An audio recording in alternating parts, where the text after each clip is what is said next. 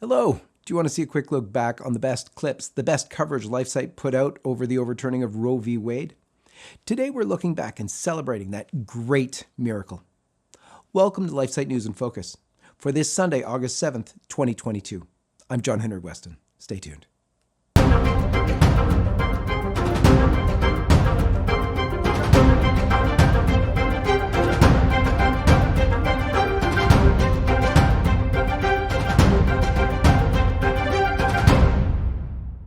Hello, everyone, and welcome to the first episode of LifeSite News in Focus, where we take a moment to look back on all of the high points of the week and give you an overview of recent news.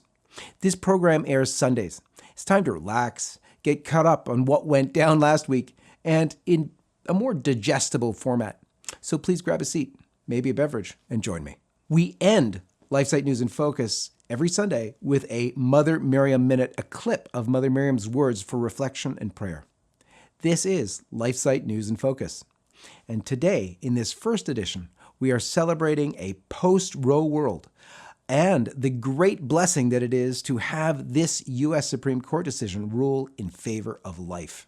As Roe v. Wade was overturned, our reporters Jim Hale, Doug Mainwaring, and our video crew were right in front of the courthouse, and what a day that was. There were tears of joy and exultation, and we captured the reactions of pro-life warriors who have been on the forefront of this battle for life. At 10:23 a.m., Krista Hawkins of Students for Life made the announcement. The Constitution does not confer a right to abortion.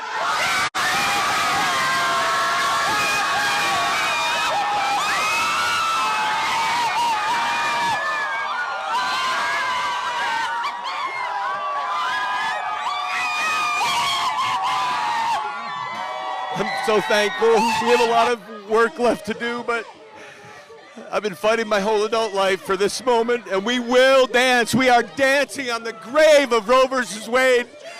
It's a great first step. We've got to make child killing illegal in all 50 states. I'm a young woman with big dreams, and I grew up my whole life being told that women cannot succeed in society, be equal to men, be as men without the right to abortion. And Roe v. Wade has been overturned. This is the first step for equality for women, for respect for life in America. I can't believe it happened. Can't you just feel the energy of the crowd in that video, especially in the eruption of joy at the announcement? And we definitely are dancing on the grave of Roe v. Wade. Even in the moments right after this amazing announcement, the members of the pro-life community remind us right away of what this was all about. Listen to what they said. Justice for the 60 million who were brutally murdered begins today. Our nation can now heal and go forward with expanding protections to the unborn across the country and helping families not be exploited and tricked by the abortion industrial complex. Life won today. I am almost in shock, but babies are going to have justice now. We are going to work towards a better world. We could never have built a better world on a pile of dead babies, and today we are one step closer. We stand on the shoulders of giants. So many activists came before me, and I've worked on this issue 10 years. And here we are. This is the most major victory our movement has ever had. And we are not going to stop until abortion is done in America.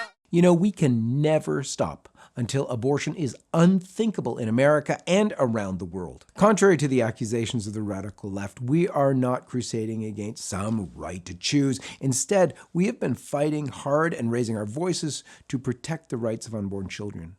Millions of unborn children whose rights begin with the right to life at conception. Now, some states, like Mississippi, had legislation against abortion already lined up in their state laws to be ready to come into effect as soon as Roe was overturned. Immediately after the announcement, Mississippi State Representatives Dana Criswell and Dan Eubanks celebrated the news and explained to LifeSite News, because we were there, what their state had in place already for this happy occasion. And here's what they said. This is probably the biggest day in our political career I mean, a fight for the lives of the unborn has been something that I know Dan and I, that's something that's been extremely important to us. I mean, just as human beings, not only as legislators. So, you know, I know one of the things that we've said in Mississippi is we want Mississippi to be the safest place in the nation for families and the unborn. And today, this decision gives us that ability that we can now make Mississippi safe for everybody, even the unborn. And Dan, you have anything you want to add? I'm liable to get emotional if I start talking, but as a co-author of the bill, it's like he said, this is probably the greatest day in our political career. As you can see, the overturning of Roe was only the first step. We have a long way to go before all of America is a safe place for unborn children. We hope and pray that Mississippi and every state will vote to protect life. Jonathan Alexander, the senior counsel for government affairs at Liberty Counsel, sat down with LifeSite's Jim Hale to speak about the great effects this change will have for the culture of life. Take a look. Constitutional lawyer Jonathan Alexander says, make no mistake, the Christian-affirming decisions the Supreme Court made this term are monumental for what it means to be an American. We're 5 for 5 in terms of incredible decisions that are life-affirming, they are constitutional defending, and they're really world-changing. The impact that our Constitution has impacts, of course, the Americans and their rights, but also sends a signal to the rest of the world that this is exactly the people that we are. I often believe that the Americans have an ownership of the Constitution. It's so unique to us. Other countries have tried to mirror it, but none have come close to the ownership that the American people have over our Constitution. And the fact that our justices have returned these fundamental rights, these understandings that are found in the text of the Constitution through these amazing decisions that have come out is such a joy to be a part of, but also a phenomenal thing to observe and to really see the effect that it will have, not just in the United States, but the signal that it sends. Alexander continued, and he pointed to former President Trump's administration for making this possible. Check this out. And the credit goes to this man, seen here in perhaps his greatest moment, when Trump became the first president to speak at the March for Life. This is the Republican president who actually had the fortitude and courage to do what he promised. What an unbelievable man that God chose for the time. And I think one of the words that he said on Friday was effectively, this was God's work. Many politicians have had words against Roe v. Wade. Many presidents have had opportunities to place constitutional justices. President Trump, without any apology, not only appointed these individuals, got them nominated, confirmed by the Senate, but stuck to them. He could have bailed from a Kavanaugh. He could have not placed Barrett on the court when he did during that time period leading up to the election. But he promised that he would place 2 or 3 justices on the court that would ultimately rule according to the Constitution, and he followed that promise. One of the more critical times in American history on the presidential debate stage, you'll remember when then candidate Trump and candidate Hillary Clinton are debating abortion. And while Hillary Clinton is paying lip service to what she feels is the only way a woman can achieve her fullness is by having an abortion, President Trump focused on the child and said, we can't be a country that is tearing babies limb from limb. And you better believe I'll place justices on the court that recognize that that right is never found in the Constitution and that they will do the right thing and ultimately overturn. He continued to praise Trump, most of all, for sticking to his guns. Been no better executive around the boardroom. And politics is often done behind podiums, it's often done on the news media, but it is more so done around a table. So to have an executive be able to sit around the table and say, this is the direction that our country ought to go in, and put people around him that are willing to push for that and not back down. This issue and many other issues this President Trump has had to deal with and had to face, but he stuck to his guns and he was not at all ashamed or hiding how he felt about certain issues. And the most critical of which was the issue to life. And so to see him place that as one of his top priority agendas and follow through, you must give that man the full credit just as an individual for sticking to his guns, as a politician, an incredible manner in knowing how to navigate the political scene in order to get his aim, but as a leader, being able to control the narrative, lead the country towards. In the wake of Trump's successes, the Biden administration will, of course, work to tear it all down. But Jonathan Alexander firmly stated that this is unconstitutional. Whatever they attempt to do will have no basis in the Constitution. Anything that they'll come up with will be fabricated rights. It'll be as baseless as the right to privacy, as baseless as the right to contraception, as baseless to the right to abortion. Nothing that they will do can ultimately stand the test of time, whether it's executive orders, whether it's more funding that the president is calling for through his HHS secretary, whether it's more funding or providing travel grants for individuals to cross state lines to obtain abortions. Whatever it is, it has no bearing or merit in the Constitution. There can be challenges to these unconstitutional orders that come out. We do have to pay attention to the Senate. The Senate is in a precarious position. We're 2 votes away from overcoming the filibuster. That would allow a 51-vote majority to potentially codify something similar to Roe v. Wade. And you have Senators Collins, Murkowski, Sinema, and Manchin who have all signaled towards that. And so with these very precarious margins in the Senate, I think that's where the greatest threat is, at least coming from. So there, of course, remains lots of work for us to do. And continuing this fight is taken up by the same warriors who just rejoiced over the defeat of Roe. Just a few days after the announcement, Reverend Pat Mahoney, the director of the Children Defense Coalition, alongside Mark Harrington, the president of Created Equal, made statements in front of the Department of Health and Human Services in Washington. And they were calling for a ban on chemical abortions. 95% of all abortions in Scotland are chemical abortions. And that's where we are moving to in America. So today, we launched this campaign, hashtag ban chemical abortions, hashtag pro-life, pro-green. And why are we here in front of the Department of Health and Human Services? Because this is the government agency that oversees chemical and medical abortions. During the COVID pandemic, the FDA loosened their restrictions on chemical abortion. And just recently, they made those changes permanent. Well, we're here to say those changes are not permanent, and we're going to bring down medical abortion. A couple, both survivors of the abortion Holocaust, stood up to make statements as well. Take a look at what A.J. Hurley said in front of the Department of Health and Human Services. I have a degree from biological science. Actually, I have 2 degrees in biology. I spent 20 years in the medical field as an EMT and a neonatal respiratory therapist. So I know a little bit or thing or two about giving medications. And I can tell you that the 2 things we look for to give a medication before we approve it for the community are these 2 things: efficacy and safety. Is a medication safe? And does it work? I can tell you this pill is 4 times more deadly than a surgical abortion, but you will never hear that from any of your legislators. You will never hear that from your politicians, and you will never hear that from the medical community. The reality of abortion is brutal, and there are many aspects to it I bet you haven't even thought of.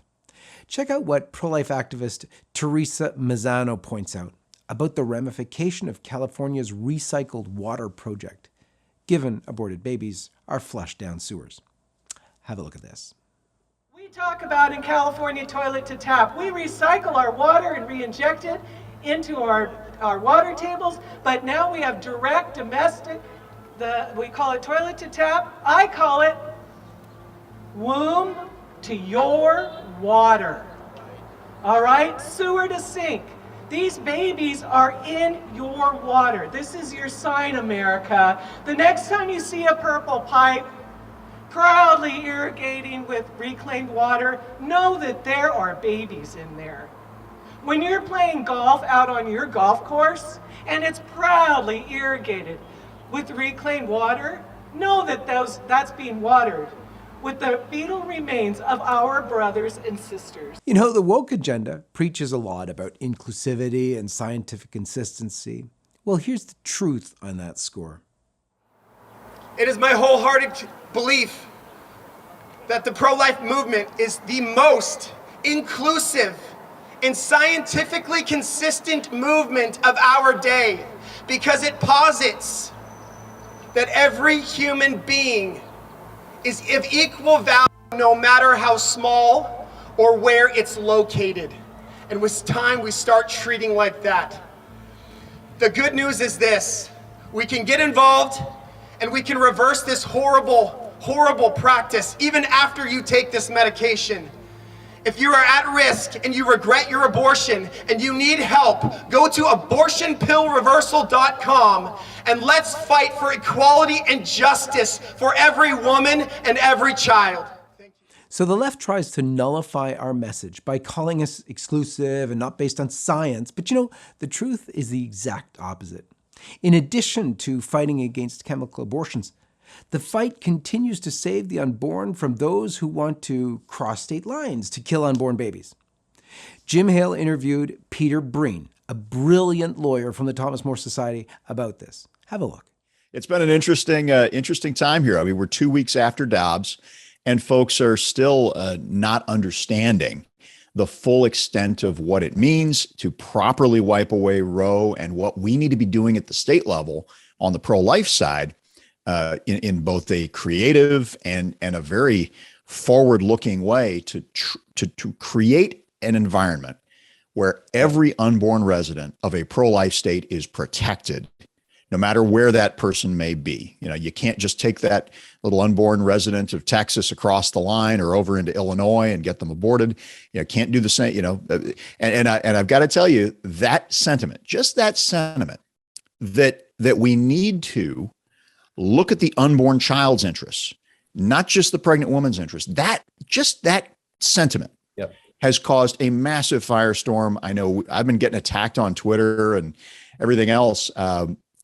But you know what? This is what we're here for, to save as many babies as possible. That interview was in response to a Washington Post article titled "Anti-Abortion Lawmakers Want to Block Patients from Crossing State Lines." And this article actually bolstered the Thomas More Society's new initiative for the pro-life movement by creating a national interest. Check out what Breen says about that. And I'll tell you something. We had only soft launched our initiative. So one of the things about Thomas More Society, and folks know us because we've probably represented your pro-life organization or we've represented you and helped you out. And so while we will occasionally help on legislative issues, that's not really been our bread and butter. And long term, we don't expect it to be our bread and butter. We're in court lawyers. But we looked at our team and we saw, I was the Republican floor leader for the Illinois House. We have a sitting member of the Missouri House of Representatives on staff, folks who've worked for legislative shops in other states.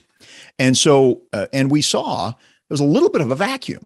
As much as we expected Roe to be overturned, it's been 50 years. And so everyone was focusing on different parts of this. And we saw, well, no one's really focusing on the part we believed was important, and where we could add some value. So we've now soft launched an initiative.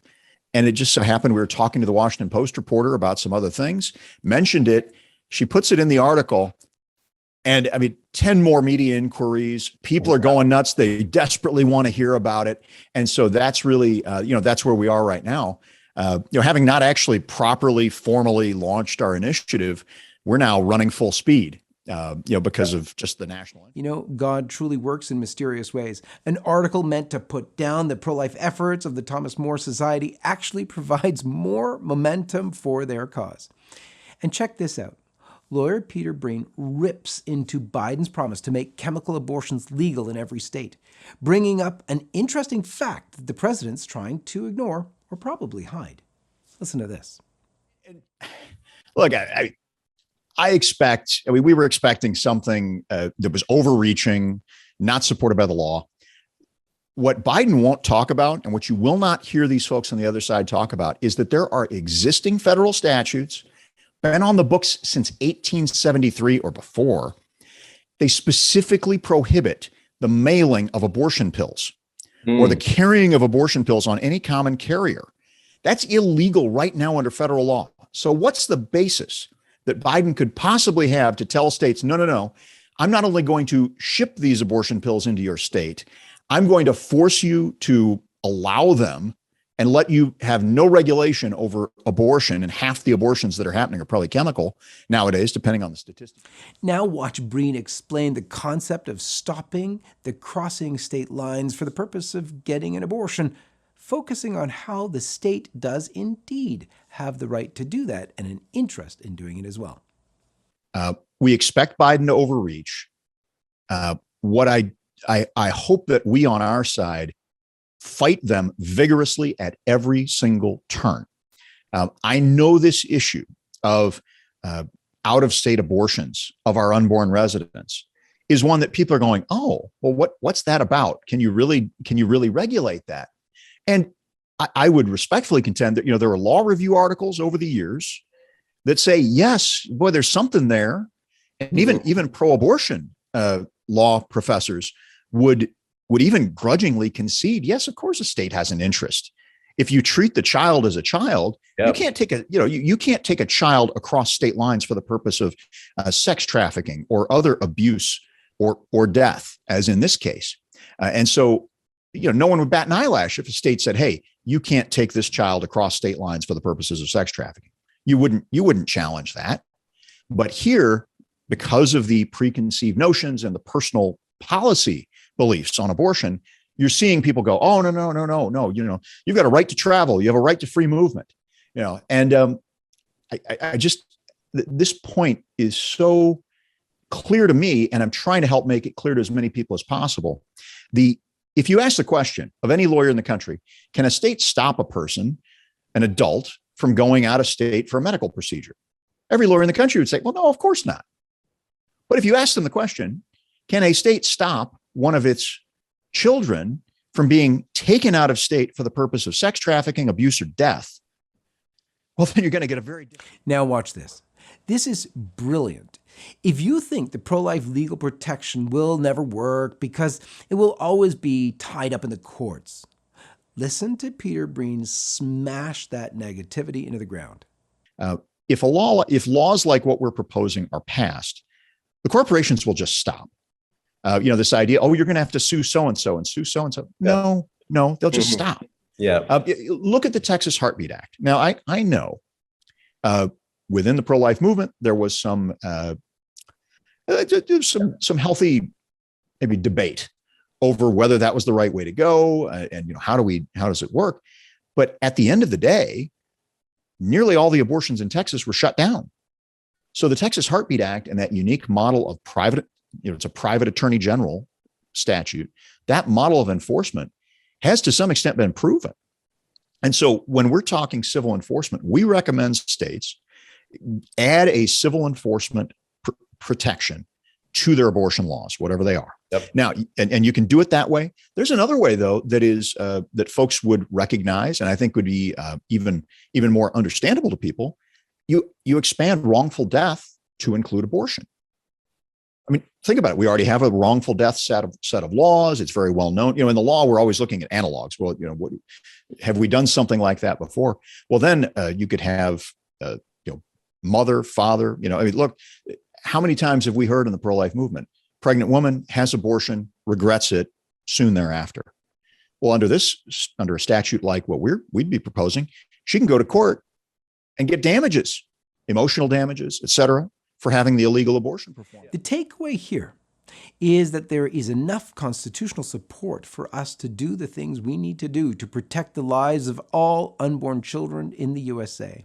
And indeed, we need to get there for all the world.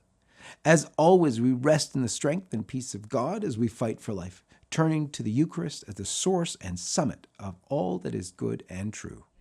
People say, well, there's other issues too, but it's like, well, if we can't even agree on life, none of those issues matter if we don't start with life. That's always the primary issue.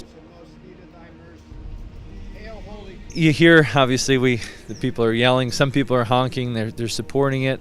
I think with the people who already, the faithful believe, I think it's just awesome for them, I'm sure, just to see the Blessed Sacrament.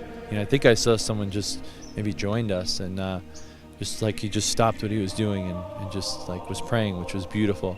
And then of course, there's the people, yelling outside the window.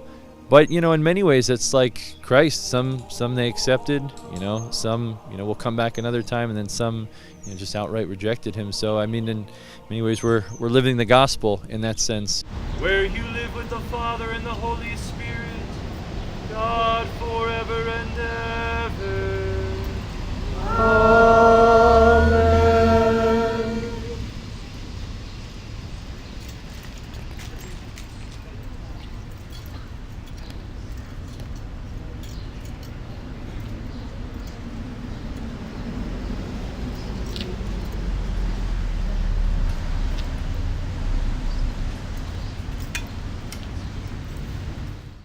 As Father Zanetti said, we're called to live the gospel, following Christ's example in prayer and unwavering truth, even in the face of anger or cursing, ridicule, or other sufferings. God will be on our side no matter what we face. It's been a pleasure to be with you for this inaugural episode of the LifeSite News InFocus show. Join us here every Sunday.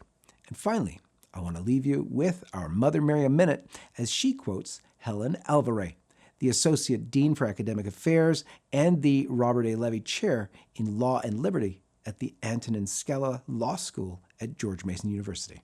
The enemy will not give up, and he will triple his efforts to destroy the child in the mother's womb. He will triple his efforts.